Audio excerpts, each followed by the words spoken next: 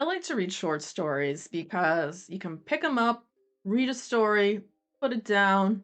You don't have to commit a ton of time to it because sometimes I don't always have time to sit down and read that 900-page book, Stephen King. So, The Children's Horror by Patrick Barb, collection of short stories. And the whole premise behind it is pretty cool. It's basically children's shows, but retold as horror and with a much darker edge. And you come into the beginning of the book, and you have a teacher in her classroom, and her kids are all sitting in a circle and having their circle time or whatever. But they start acting really weird and really creepy, and they start to creep this teacher out a little bit, and she's not quite sure why. And then her phone rings, and it's one of the other teachers calling the room, and she's like, "Hey, how you doing? How are your kids? They all right? They acting okay?" And she's like, no. They seem to be really weird. How are yours?" And she's like, "Well, they're all gone right now. Some of them are in like the heat ducts and skittering around in there, and some of them ran out the door, and I don't really know where the rest of them went." And so the lady like turns around, and none of her kids are there anymore, except for there's one that's kind of in front of her. And it seems like all of them are inside of that kid.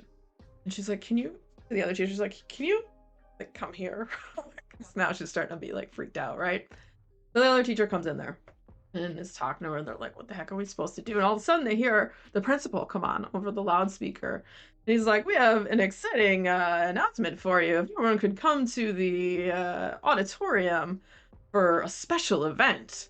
And so the teachers go there. I don't know why they don't try to like run away or escape, because I would not go there. And it turns out the principal, he's dead.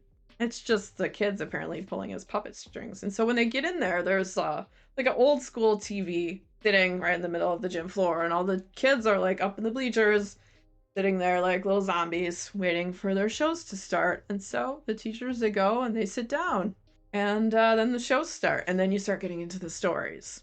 And so I like the little introduction part. I thought that was pretty cool. Like I like how it sets the stage for it, and then you have all these different stories that, some of them are like Pokemon, but it's obviously a darker and weirder edge to it. And so you have this collection of stories that are weird and dark and creepy, just very strange. And my two favorites were, there's one that's called The Secret Society of Schrodinger's Children. And it's these kids, and they wear masks, and there's a certain way that they become part of this society. Like other kids find them.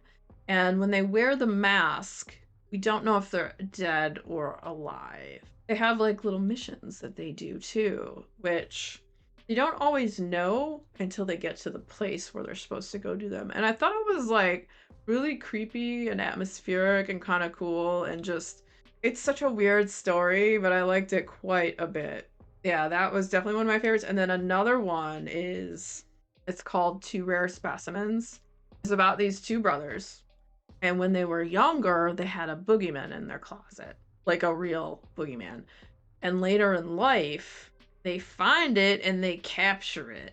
But what they want to do is, one of the brother's kids, the daughter, got taken by the monster that lived under the bed. They capture the boogeyman to get the boogeyman to like open up a portal to take them to where the monster under the bed is, and trying to find this daughter, and stuff goes all kinds of sideways, and it's so freaking weird. But those were my two favorites. That one had a super like HP Lovecraft vibe, which was great. And then there's a story about a baby shark. Is that song in your head now? Because it's in mine. I'm not going to even hum it or say the words. You know the words, you hear them in your brain. That's enough, right? There's a story about a city where all the dogs have different occupations and such.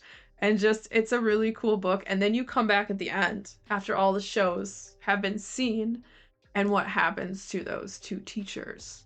Do they escape? I don't know. You'll have to read it to find out. And I really enjoyed this book quite a bit. He also has another collection of short stories called Pre-Approved for Haunting, which is great. And if you're interested in checking out that one as well, that'll be the next video coming up. So stick around, check it out. And if you had fun hanging out today, hit that subscribe button, come back, see me again, and we'll talk about more bookish things and weird stuff.